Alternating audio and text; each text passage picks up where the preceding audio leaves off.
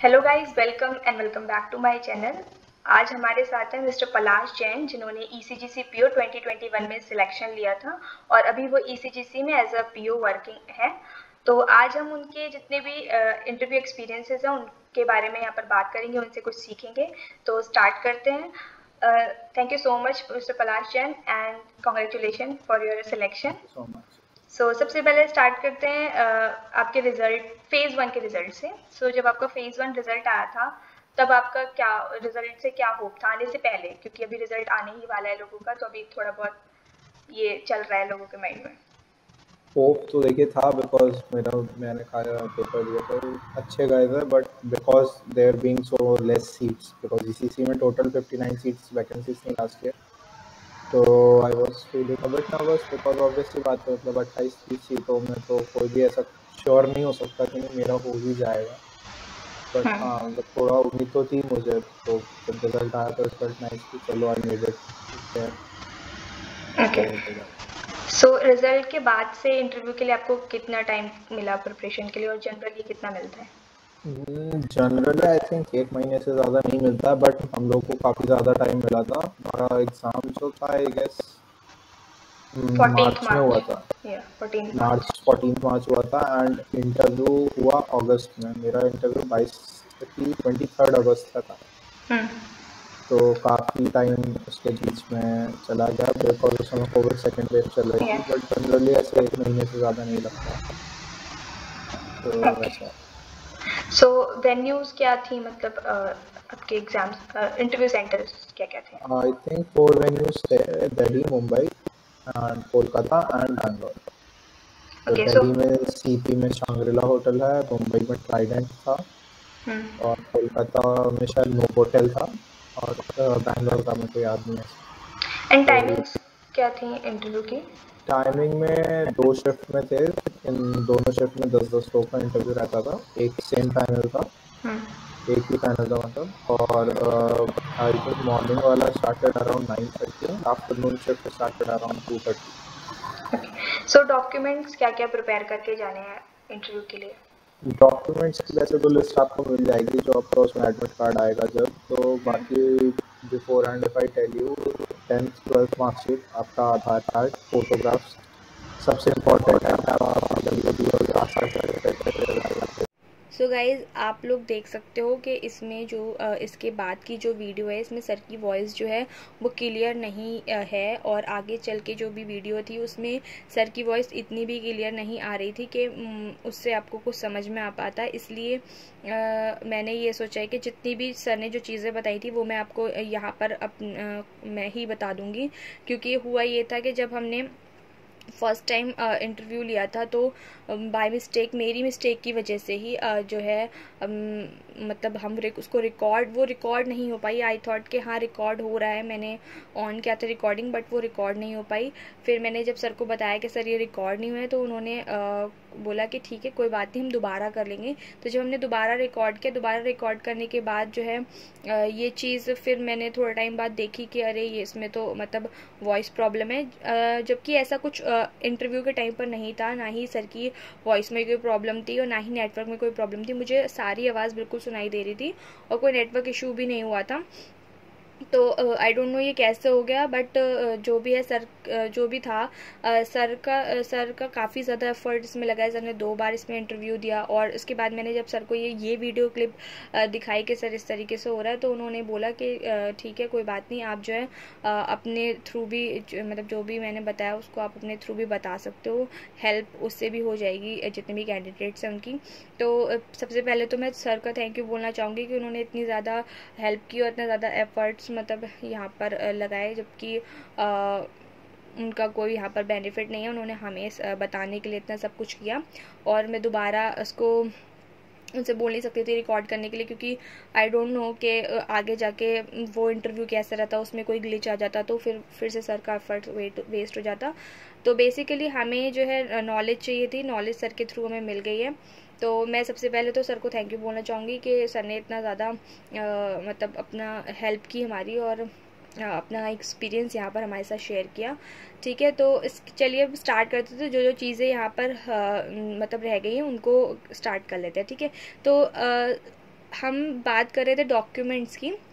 सबसे पहले डॉक्यूमेंट्स में क्या क्या आपको ले जाना है वहाँ पे। देखिए, जब भी आपका एडमिट कार्ड आएगा इंटरव्यू का, तो उसमें मेंशन होगा कि आपको क्या क्या डॉक्यूमेंट्स ले जाने हैं। फिर भी 10th एंड 12th की मार्कशीट आपको चाहिए होगी, आधार कार्ड आपको चाहिए होगा, और फोटोग्राफ्स आपको चाहिए होंगे, ठीक है। उसके बाद सबसे इंपॉर्टेंट चीज़ जो है होती है वो आपकी कास्ट सर्टिफिकेट। अगर कोई डिफरेंट कास्ट है, जैसे OBC, SC, ST या फिर EWS से बिलोंग करते हैं, तो उसका कास्ट सर्टिफिकेट ज़रूर होना चाहिए, वो ज़रूर वहाँ पर लेकर जाए, ठीक है। और अगर बात करें PWD का, तो जो भी कैंडिडेट PWD का है उसका जो PWD सर्टिफिकेट है वो ज़रूर होना चाहिए, क्योंकि सर ने बताया था कि एक जो कैंडिडेट थी उनका PWD सर्टिफिकेट वैलिड नहीं था, तो उनको जो है इंटरव्यू के लिए अलाउ नहीं किया गया था, ठीक है।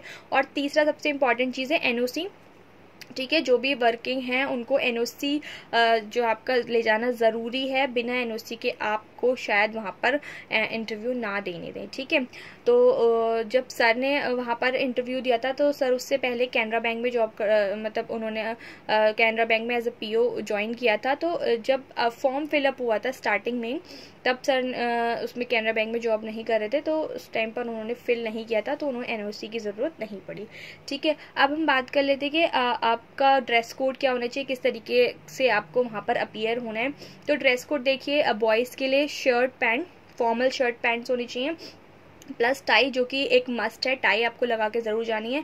और कोट आपका जो है, कुछ लोग पहने हुए थे वहाँ पर, कुछ लोग नहीं भी पहने हुए थे, बट बेटर रहेगा कि आप कोट भी पहन कर जाएं। और अगर हम गर्ल्स की बात करें, फीमेल्स की बात करें, तो वो फॉर्मल सूट पहन सकती हैं, साड़ी भी पहन सकती हैं, और साथ ही साथ अगर वो शर्ट पैंट फॉर्मल पहनना चाहें तो वो भी पहन सकती हैं, ठीक है। तो उसके बाद अगर हम बात करें कि प्रिपरेशन उन्होंने कैसे की थी अपने इंटरव्यू की, तो उन्होंने उस वक्त SBI एंड IBPS PA वगैरह एग्ज़ाम्स की भी तैयारी कर रहे थे, तो उन्होंने उसके लिए मॉक इंटरव्यूज़ दिए थे, जिनके थ्रू जो है उनकी थोड़ी बहुत ECGC के लिए भी अब यहाँ पर प्रिपरेशन हो गई थी। और इसके साथ साथ ही उन्होंने कैट का भी इंटरव्यू दिया था, तो उसका भी उनको एक्सपीरियंस था, और प्राइवेट सेक्टर में वो जॉब कर चुके थे, तो जिसका भी उन्हें एक्सपीरियंस था, तो ओवरऑल उन्हें काफ़ी ज़्यादा एक्सपीरियंस था, और मॉक इंटरव्यूज़ भी कुछ उन्होंने दिए थे। तो इस तरीके से उन्होंने अपने ECGC के लिए प्रिपरेशन की, ठीक है। तो जब फुल प्रोसेस की बात करते हैं कि किस तरीके से पूरा प्रोसेस इंटरव्यू का रहा था, ठीक है। तो सबसे पहले DV होता है आपका डॉक्यूमेंट वेरिफिकेशन, जितने भी आपके डॉक्यूमेंट्स हैं वो वेरीफाई किए जाएंगे। उसके बाद क्या होगा, वहाँ पर एक कॉन्फ्रेंस हॉल होगा, वहाँ पर आपको बैठा दिया जाएगा कॉन्फ्रेंस हॉल में। उसके अलावा एक वेटिंग रूम होगा, जिसमें कि 2 स्टूडेंट्स रहेंगे, यानी 2 कैंडिडेट्स रहेंगे, यानी कि एक कैंडिडेट वहाँ से जो है अपने इंटरव्यू रूम के लिए जाएगा, और दूसरा वाला जो कैंडिडेट होगा वो वेटिंग रूम में बैठे रहेगा। उसके बाद जब दूसरा जाएंगे तो तीसरे को वहाँ पर बिठा दिया जाएगा। तो इस तरीके से यहाँ पर मतलब सेटिंग रहनी है, ठीक है। तो सर का जो इंटरव्यू था वो अराउंड 45 नंबर में था, ठीक है। तो उनको कॉन्फ्रेंस हॉल में 1 आवर वेट करना पड़ा, और वेटिंग रूम में अराउंड 50 to 20 मिनट्स उन्हें वहाँ पर वेट करना पड़ा, ठीक है। तो अगर इसके बाद हम बात करें कि उस टाइम बहुत ज़्यादा नर्वसनेस होती है, तो उसके रिगार्डिंग मैंने क्वेश्चन पूछा था कि अगर नर्वस इंसान हो जाए तो उसको कैसे हम वहाँ पर मतलब ठीक कर सकते हैं। तो उन्होंने ये बोला था कि आप जो भी आपकी नॉलेज है उसमें आप कॉन्फिडेंट रहो, ठीक है। जितना आपने पढ़ लिया है वो ठीक है, उसके ज़्यादा आप नॉलेज अभी गेन नहीं कर सकते हो। जो नहीं पता है उसको मतलब उस पर उतना ध्यान मत दीजिए, जो भी है सब अच्छा होगा। और उसके बाद उन्होंने ये भी बोला कि वहाँ पर जितने भी ECGC के जो HR मैनेजमेंट के लोग थे वो भी वहाँ पर आके आपसे बात कर रहे थे, मतलब कॉन्फ्रेंस रूम में आके सर लोगों से बात कर रहे थे, जिससे कि उनको थोड़ा लाइट फील हो, थोड़ा नॉर्मल फील हो, ज़्यादा नर्वसनेस ना हो, ठीक है। तो नर्वसनेस वहाँ पर इतनी ज़्यादा नहीं होगी, अब नॉर्मल ही अगर वो आपको फील कराएंगे, और आप भी खुद अगर कॉन्फिडेंट रहेंगे तो आपको नर्वसनेस फील नहीं होगी। थोड़ी बहुत तो सबको होती ही है, ये तो नॉर्मल है, ठीक है। उसके बाद अगर हम बात करते थे कि उनसे क्वेश्चंस किस तरीके से पूछे गए थे, तो सबसे पहला क्वेश्चन उनसे ये पूछा गया था कि आप 2010 में ग्रेजुएट हैं, तब से अब तक आप क्या कर रहे हैं, ठीक है। तो उन्होंने ये बोला कि 2010 में मैं ग्रेजुएट नहीं हुआ था, मैं 2020 में ग्रेजुएट हुआ था। बाय मिस्टेक जब उन्होंने फॉर्म फिल किया था तो 2010 की जगह 2020 की जगह 10 फिल हो गया था, ठीक है। तो इसलिए वहाँ पर जो भी उनकी मतलब ये उनकी मिस्टेक थी या जो भी गलती से हो जाता है तो उन्होंने उसको एक्सेप्ट किया कि यस सर मेरी यहाँ पर मिस्टेक हो गई थी। तो अगर कुछ भी ऐसा आपसे गलत हो जाता है तो आप अगर एक्सेप्ट कर लेते हो मतलब एक पोलाइट वे में, तो कुछ भी गलत नहीं होगा, ठीक है। ये जो आपका जो सर का ये 2020 वाला मिस्टेक जो हो गया था, तो उसमें मैम ये भी बोल रहे थे कि आप लगते भी नहीं हो इतने कि आपने 2010 में ग्रेजुएशन किया हो। तो ये बिल्कुल एक लाइटर नोट पे एक हंसी मजाक में ही क्वेश्चन निकल गया था, ठीक है। उसके बाद उनसे थोड़ा बहुत इंट्रोडक्शन हुआ, उनकी फैमिली बैकग्राउंड के बारे में पूछा गया, उनकी हॉबीज़ के बारे में पूछा गया, ठीक है। जो कि आप लोग की खुद की जो भी हॉबीज़ होंगी या आपका जो भी इंट्रोडक्शन होगा वो आपका होगा, ठीक है। तो सर के जो भी आंसर्स थे उससे आपको कोई फ़ायदा नहीं होने वाला, वो आपको खुद अपने तैयार करने होंगे, ठीक है। नेक्स्ट अगर हम बात करते हैं उनके उससे जो क्वेश्चन पूछा गया था, क्योंकि उन्होंने अपने 2020 के ग्रेजुएशन के बाद उन्होंने एक प्राइवेट फर्म में जॉब की थी एज एन एनालिस्ट। तो वहाँ पर उनसे उससे रिलेटेड उनसे काफ़ी सारे क्वेश्चन पूछे गए थे। तो अगर आप किसी कहीं पर वर्किंग थे पहले किसी प्राइवेट फर्म में या किसी गवर्नमेंट फर्म में, तो आपको क्या करना है उससे रिलेटेड जो भी आपका जॉब वहाँ पर था उससे रिलेटेड क्वेश्चन जो भी बनते हैं आप वो उसको नोट डाउन कर लीजिए, उसके आंसर्स जो हो सकते हैं वो वहाँ पर आप अच्छे से प्रिपेयर करके जाइएगा, ठीक है। उसके बाद अगर हम बात करें कि क्वेश्चन कैसे और पूछे गए थे, तो जो करंट इश्यूज वहां पर उस वक्त चल रहे थे उससे क्वेश्चन सर से पूछे गए थे। तो सबसे पहले हम एक क्वेश्चन उनसे पूछा गया था स्विस कैनाल। तो स्विस कैनाल में मार्च 2021 में जो है स्विस कैनाल को 6 दिन के लिए ब्लॉक कर दिया गया था, जिसमें क्या हुआ था तो उससे रिलेटेड उन्होंने क्वेश्चन ये पूछा था कि स्विस कैनाल में जो भी ब्लॉकेज हुआ जिस वजह से वो ब्लॉक हुई है, और उसमें वहाँ पर जितने भी शिप्स हैं उसमें जो सामान है अगर वो इन दिनों में खराब हो जाता तो क्या इसको ECGC क्रेडिट इंश्योरेंस प्रोवाइड करता है इसके लिए। तो आंसर वहाँ पर ये होता कि नहीं, ECGC इसके लिए क्रेडिट यहाँ पर इंश्योरेंस नहीं प्रोवाइड करता, क्योंकि ECGC किसी भी सामान को खराब होने या किसी आपका अगर कह सकते हो कोई भी किसी भी वजह से सामान खराब होता है या चोरी हो जाता है कुछ हो जाता है तो उसमें आपका ECGC इंश्योरेंस प्रोवाइड नहीं करता है। ECGC इंश्योरेंस प्रोवाइड करता है बायर्स और जो आपके जैसे कोई बायर उसने अगर आपका सामान खरीदा है और वो आपको अगर पेमेंट सही टाइम पर नहीं पहुंचा रहा है या जो भी उस तरीके से, जो इसके लिए मैंने एक वीडियो भी बनाई थी पूरा, तो वो आप चाहे देख सकते हो, मैंने लिंक डिस्क्रिप्शन बॉक्स में डाल दूंगी, तो आप वो अच्छे से देख लीजिएगा ECGC करता क्या है। तो बेसिकली इसका आंसर था कि स्विस कैनाल में अगर जो सामान उन्होंने वहाँ जो खराब हो जाना है तो उसको ECGC वहाँ पर इंश्योरेंस कवर प्रोवाइड नहीं करेगी, ठीक है। उसके बाद चाइना में उस टाइम उइगर मुस्लिम जो थे उनके से रिलेटेड काफ़ी ज़्यादा काफ़ी ज़्यादा चीज़ें चल रही थी। चाइना जितने भी वहाँ के उइगर मुस्लिम्स थे उनको ऊपर काफ़ी ज़्यादा प्रॉब्लम्स क्रिएट कर रही थी। तो उनसे इससे रिलेटेड कुछ क्वेश्चन पूछा गया था कि चाइना में आज क्या चल रहा है, क्या प्रॉब्लम चल रही है। उसके बाद इससे चलते चलते वो आगे ज्योग्राफी पे आ गए। ज्योग्राफी पे उन्होंने एक क्वेश्चन ये पूछा कि चाइना का बॉर्डर इंडिया के कौन कौन से स्टेट्स के बॉर्डर से मतलब लगता है। तो अब वहाँ पर सर ने थोड़ा गैस वर्क किया, थोड़े कुछ बहुत जो है स्टेट के नेम बता दिए, जिसमें से सिर्फ 1 या 2 ही सही थे। तो अगर ऐसा क्वेश्चन आपके सामने आ जाता है कि आपको उस क्वेश्चन का ज़रूरी नहीं है कि आपको सारे क्वेश्चंस के आंसर पता हों, जितने भी फैक्चुअल बेस्ड क्वेश्चन होते हैं उसमें से अगर आपको 1 आध 2 के क्वेश्चन के आंसर नहीं आते तो आप सिंपली डायरेक्टली मना भी कर सकते हो कि sir I don't know about it, और मैं इसके बारे में आगे मतलब अच्छे से प्रिपेयर कर लूँगा, बाद में इसके बारे में पढ़ लूँगा, इस तरीके से, ठीक है। तो कोई भी गलत आंसर देने की ज़रूरत नहीं है और आप जो है आराम से मना कर सकते हो, ठीक है। तो अगर उनके इंटरव्यू को समअप करें तो उसमें सबसे ज़्यादा मतलब क्या क्या क्वेश्चंस पूछे गए थे, तो उनकी पर्सनैलिटी के बारे में, आपका जितना भी आपके बारे में जो भी कुछ है, आप कहाँ से हैं, किस जगह से बिलोंग करते हैं, उसके बारे में भी आपको पता होनी चाहिए। आपका क्या बैकग्राउंड, एजुकेशनल बैकग्राउंड के बारे में आपको अपने थोड़ी बहुत नॉलेज होनी चाहिए, ठीक है। उसके बाद आपने अगर जॉब की है तो जॉब से रिलेटेड आपको नॉलेज होनी चाहिए। उसके बाद ECGC से रिलेटेड नॉलेज, बेसिक नॉलेज आपको होनी चाहिए। तो उसके लिए मैंने 2 वीडियोस बनाई थी, दोनों का लिंक मैं डिस्क्रिप्शन बॉक्स में दे दूंगी, आप वो वीडियो देख लेना, उससे आपको एक आइडिया हो जाएगा। वो मैंने ECGC की वेबसाइट से ही लेकर सारा डिटेल वहाँ पर बताया था।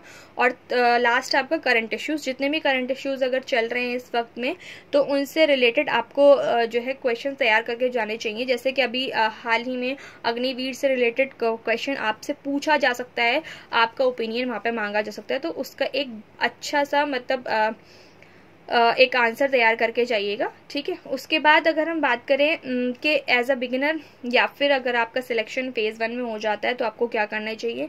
अगर आप बिगिनर हैं, आपने अभी तक कोई भी इंटरव्यू नहीं दिया है, तो आप 1-2 मॉक इंटरव्यू ज़रूर दे लें ECGC से पहले, क्योंकि उससे क्या होगा, आपको एक तो कॉन्फिडेंस आएगा और आपको अपनी गलतियां पता चलेंगी और आपको ये पता चलेगा कि आपको किस तरीके से आपको वहां पर प्रेजेंट करना है अपने आप को। और ऐसा होगा कि जब आपका मॉक इंटरव्यू आपका लिया जाएगा तो उसमें कई क्वेश्चंस ऐसे बनेंगे जो आपको आपने अपने बारे में नहीं सोचे होंगे, तो वो आपको न्यू क्वेश्चंस वहां से मिल जाएंगे, तो आप उनका आंसर भी अच्छे से प्रिपेयर करके जा सकते हैं, ठीक है। तो सेकंड चीज़ सबसे ज़्यादा इंपॉर्टेंट यहाँ पर ये है कि जो आपका इंटरव्यू होगा वो इंग्लिश लैंग्वेज में ही होगा, क्योंकि सर ने ये बताया था कि वहाँ पर एक कैंडिडेट ने स्टार्ट किया था हिंदी में बोलना, लेकिन कुछ टाइम के बाद उन्होंने ये बोला कि आप इंग्लिश में आंसर दीजिए, ठीक है। तो घबराने की ज़रूरत नहीं है। अगर जो भी आपके हिंदी स्पीकर्स हैं जिनको इंग्लिश उतनी ज़्यादा अच्छे से वो फ्लुएंटली बोल नहीं पाते हैं, तो उनको कोई दिक्कत या फिर कोई ऐसे घबराने की, पैनिक होने की ज़रूरत नहीं है। बहुत सिंपल लैंग्वेज अगर आप वहाँ पर जाके बोलते हैं इंग्लिश में, जाहिर सी बात अगर आपने फेज़ 1 क्लियर किया होगा तो आप इतनी नॉलेज तो आपको इंग्लिश की होगी कि आप जनरल जो भी नॉर्मल इंग्लिश है वो बोल सकते हो। तो आप आराम से बोलिए, धीरे धीरे बोलिए। ज़रूरी नहीं है कि आप बहुत ज़्यादा फ्लुएंट होंगे इंग्लिश में तभी आपको अच्छा माना जाएगा या तभी आपका इंटरव्यू क्लियर होगा, ऐसा नहीं है। आप बेसिक स्ट्रक्चर में भी सेंटेंस बनाकर वहाँ पर बोल सकते हैं। और ध्यान रखिए जब आप मॉक दे रहे हैं तो तब भी आप इंग्लिश यूज़ कीजिए, ताकि आपको थोड़ा सा कॉन्फिडेंस आ जाए, आपको थोड़ी प्रैक्टिस हो जाए। और जैसे ही मॉक अभी जब आपका रिजल्ट आ जाएगा, इससे इंटरव्यू के बीच में काफ़ी ज़्यादा आपको गैप मिलेगा, तो उसमें आप ये कर सकते हो कि जितनी भी इंग्लिश वेब सीरीज़ होती हैं, जो भी आपका इंग्लिश में कॉन्टेंट यूट्यूब पर अवेलेबल है, तो आप उसको देख सकते हो। उससे क्या होगा कि आपको इंग्लिश जो भी इंसान बोल रहा है तो क्या बोल रहा है उसको अच्छे से वो समझ में आ जाएगी, क्योंकि जब सर लोग आपसे क्वेश्चन पूछेंगे वहाँ इंटरव्यू में, तो वो आपको एक आइडिया मिल जाएगा कि किस तरीके से, मतलब तो जैसे आपने अगर देखी होंगी ना वीडियोस, तो आपकी हैबिट में होगा, अगर सर कुछ बोल रहे होंगे तो आपको वो धीरे धीरे अच्छे से समझ में आ जाएगा। और अगर मान लीजिए आपको कोई क्वेश्चन समझ में नहीं आया है तो आप उसको बोल सकते हो कि sir can you please repeat it, मुझे वो समझ में नहीं आया, ठीक है। इस तरीके से आप बोल सकते हो। तो मतलब जो भी आपके इंग्लिश नॉन इंग्लिश स्पीकर्स हैं उनके लिए यही मेरा सजेशन है कि वो थोड़ा थोड़ा आप जो है अभी से बोलना स्टार्ट कीजिए, तब तक इंटरव्यू के टाइम तक आपकी अच्छी खासी पकड़ हो जाएगी इंग्लिश पर, ठीक है। उसके बाद आपको तैयारी क्या क्या करनी है। तैयारी आपको ये करनी है कि ECGC की वेबसाइट को चेक करते रहना है, उस पर न्यूज़ आती है उसको देख लीजिए, ECGC के बारे में पढ़ लीजिए, वीडियोस हैं ही उसको देख लीजिए, खुद भी पढ़ लीजिए वेबसाइट में जाके। उसके बाद अगर आपको समझ में नहीं आता है कि क्या मतलब मटेरियल समझ में नहीं आ रहा, तो आप वीडियो देख सकते हो। और करंट अफेयर्स आप पढ़ते रहिएगा, जितने जो भी कुछ हैपनिंग्स हो रही हैं उनके बारे में आपको नॉलेज होनी चाहिए, उसमें अपना एक ओपिनियन बना के रखिए, ठीक है। और अगर इसके बाद जो क्वेश्चंस आप लोगों ने कम्युनिटी पोस्ट में पूछे थे, मैंने वो क्वेश्चन सर से पूछे थे। तो सबसे पहले आप पूछा था कि जॉब प्रोफाइल क्या है। तो जॉब प्रोफाइल इसमें बेसिकली आपको क्या करना होता है, बेसिकली पेपर वर्क है, पॉलिसी वगैरह इश्यूज़ करनी होती हैं, बैंक बिजनेस भी है क्योंकि ECGC बैंक को भी इंश्योरेंस प्रोवाइड करता है, ठीक है। तो इस तरीके के ज़्यादा काम रहते हैं। जैसे आपके जितने भी बायर्स हैं या फिर जो भी आपका बिजनेस कर रहे हैं, एक्सपोर्ट इम्पोर्ट का काम कर रहे हैं, तो उनसे कॉन्टैक्ट रहता है, उनसे आपकी यहाँ पर डीलिंग होती है। पब्लिक डीलिंग बेसिकली यहाँ पर नहीं है, ठीक है। अगर वर्क लाइफ बैलेंस की बात करें तो आपने पूछा था वर्क लाइफ बैलेंस कैसा है। तो इस ECGC PO का वर्क लाइफ बैलेंस किसी भी अदर बैंक के PO से बहुत ज़्यादा अच्छा है, ठीक है। और कोई ज़्यादा वर्कलोड नहीं है। नॉर्मल ऑफिसेज में बहुत कम वर्कलोड है। अगर मान लीजिए आपका हेडक्वार्टर्स वगैरह में हो जाए तो उसमें थोड़ा सा बढ़ सकता है वर्कलोड, वरना हेडक्वार्टर्स में बहुत कम लोगों का ही होता है, ठीक है। तो उसके बाद एक क्वेश्चन पूछा गया था कि कोई अगर IBPS PO है या SBI PO है या फिर किसी बैंक में जॉब कर रहा है तो क्या उसको ECGC PO कंसीडर करना चाहिए या नहीं करना चाहिए। तो डेफिनेटली यहाँ सर का आंसर ये था कि आपको ECGC PO को यहाँ पर कंसीडर करना चाहिए, क्योंकि पर्क्स और रिम्यूनरेशन यहाँ के बहुत ज़्यादा अच्छे हैं। अगर आप SBI PO या IBPS PO की बात करें तो जो सैलरी वहाँ पर स्केल 2 में है वो सैलरी आपको ECGC PO में एग्जीक्यूटिव यानी PO के ही उसमें आपको ये मिल जाएगी। ठीक है, काफ़ी सारे SBI POs हैं जिन्होंने स्विच करके ECGC PO में ज्वाइन किया है। ठीक है, अगर बात करें पिछले साल के 59 के जितने भी कैंडिडेट्स थे उसमें से 15 जो कैंडिडेट्स थे वो PO पहले किसी बैंक में PO थे। ठीक है, उन्होंने ECGC PO को ज्वाइन किया है। ठीक है, उसके बाद एक क्वेश्चन ये था कि मतलब एक क्वेश्चन और एक डाउट भी कह सकते हैं कि प्रमोशन, लोगों ने बोला था कि प्रमोशन बहुत स्लो है। ठीक है, क्योंकि ECGC PO एक ECGC जो है एक आपका ऑर्गेनाइजेशन जो छोटा ऑर्गेनाइजेशन है, तो उसके लिए उन्होंने ये बोला कि जो भी आपका, सच में ये बात है कि ECGC जो है आपका छोटा ऑर्गेनाइजेशन है, बट ज़रूरी नहीं है कि यहाँ पर प्रमोशंस होते ही नहीं है। प्रमोशंस थोड़े स्लो हैं क्योंकि छोटा ऑर्गेनाइजेशन है, तो जाहिर सी बात है वहाँ पर प्रमोशन स्लो हो जाते हैं। तो उन्होंने एक एग्जाम्पल भी दिया था कि उनके एक सीनियर है जिनको कि 8 इयर्स के अंदर मतलब उनको 8 इयर्स हो गए हैं और उनको 2 प्रमोशंस अभी मिल चुके हैं। वो असिस्टेंट मैनेजर मिला पहले, फिर उसके बाद मैनेजर बने। अब 2 साल में वो सीनियर मैनेजर भी बन जाएंगे होपफुली। ठीक है, तो इसलिए उन्होंने ये चीज़ भी उन्होंने बताई थी कि जो SBI में भी अभी कुछ ऐसा क्लॉज यहाँ पर वहाँ पर हो रहे हैं कि जो भी आपका प्रमोशंस के लिए जो टाइमिंग है या जो आप वहाँ पर जितना भी साल लोगे उसको शायद बढ़ाया जा रहा है। तो ऐसा जितना ज़्यादा कुछ मतलब अगर आप बात करो प्रमोशंस की तो वर्क लाइफ बैलेंस बहुत अच्छे है। तो प्रमोशंस अगर आपको नहीं भी मिल रहे हैं इतनी जल्दी, सैलरी आपकी काफ़ी ज़्यादा अच्छी है, तो आई थिंक और सर के नज़रिए से भी आपको ECGC PO को कंसीडर करना चाहिए। ठीक है, अगर हम बात करें पोस्टिंग की तो सर रायबरेली उत्तर प्रदेश से बिलोंग करते हैं, तो उनको कोयम्बटूर में वो इस टाइम पोस्टेड है। दिसंबर 2021 में उनकी पोस्टिंग वहाँ पर हुई थी। तो उनके होम स्टेट और कोयम्बटूर में लगभग 3000 किलोमीटर का फ़र्क है। ठीक है, तो अगर किसी को ये लगता है कि इसमें आपको होम पोस्टिंग मिल जाएगी ज्वाइन करते ही, तो आप बिल्कुल अभी इस डाउट को हटा दें, इस होप को हटा दें कि आपको होम पोस्टिंग नहीं मिलेगी। इवन अगर गर्ल्स कैंडिडेट भी है तो उनको भी होम पोस्टिंग रेयरली ही मिलेगी, और इसकी पोस्टिंग आपकी पैन इंडिया है। और ज़्यादातर ECGC की कोशिश यही रहती है कि वो जो है आपको शुरुआत में थोड़े से दूर जगह भेजे ताकि आप अपने कंफर्ट जोन से थोड़ा बाहर आएँ, आप चीज़ों को टैकल करना सीखें। इसके बाद अगर हम बात करें ट्रांसफ़र की, तो ट्रांसफ़र अराउंड 3 to 4 इयर्स के बाद ही होता है, यानी कि 3 से 4 साल तक आपको एक सिंगल प्लेस पर अपनी यहाँ पर ड्यूटी देनी होती है, उसके बाद ही आपको ट्रांसफ़र होता है।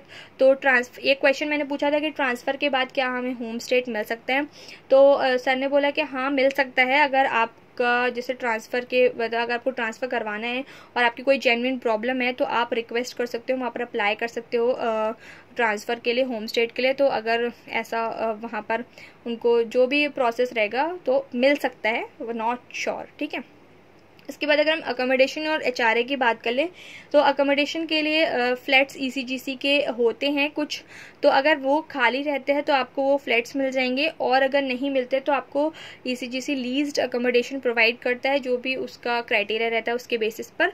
बाकी आपको अगर आपको नहीं लेना है लीज्ड अकोमोडेशन तो आप HRA भी ले सकते हैं। ठीक है, उसके बाद सर ने जैसे मैंने बताया कि सर कैनरा बैंक PO में थे।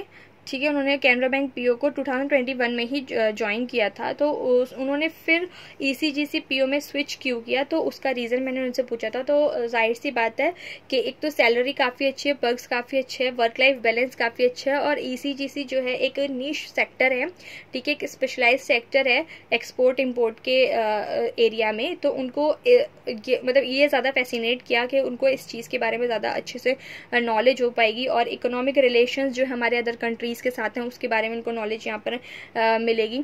ठीक है, इसके साथ साथ ही अगर हम बात करें तो कुछ ऐसे प्रोजेक्ट्स भी होते हैं इंडियन बिजनेसमैन्स के जो इंडिया के जो वहाँ पर आपके होते हैं, तो जिस वजह से क्या होता है कि आपके फॉरेन टूर्स भी प्लान हो सकते हैं ECGC PO या जितने भी जो भी आपके वर्किंग हैं वहाँ पर ECGC में। तो एक काफ़ी अच्छी चीज़ है कि आपको एक फ़ॉरेन टूर मतलब पूरा रीइंबर्स मिल जाएगा, ठीक है।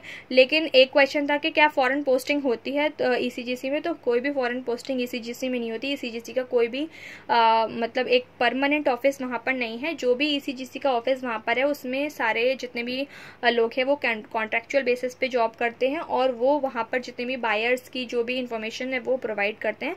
तो कोई भी फ़ॉरेन पोस्टिंग नहीं है। हाँ, फ़ॉरेन टूर्स आपको मिल सकते हैं। तो यही पूरी जितने भी क्वेश्चंस थे आपके वो मैंने सर से पूछे थे। उसके बाद हमने इसको समअप किया था और लास्ट में यही कंक्लूजन निकला था कि इंटरव्यू के जो प्रिपरेशन है आपको वो आपको अभी धीरे धीरे स्टार्ट कर देनी चाहिए। जितने भी करंट अफेयर्स हैं उनसे रिलेटेड आप अपने ओपिनियंस को बनाए रखिए, किस तरीके से आपको आंसर देना है। अपने बारे में क्वेश्चंस को नोट डाउन कीजिए कि क्या क्या क्वेश्चंस मुझसे पूछे जा सकते हैं मेरे एजुकेशनल बैकग्राउंड के बारे में, मेरी जॉब के बारे में, इस तरीके से। और अगर आप चाहो तो मॉक इंटरव्यूज़ भी दे सकते हो।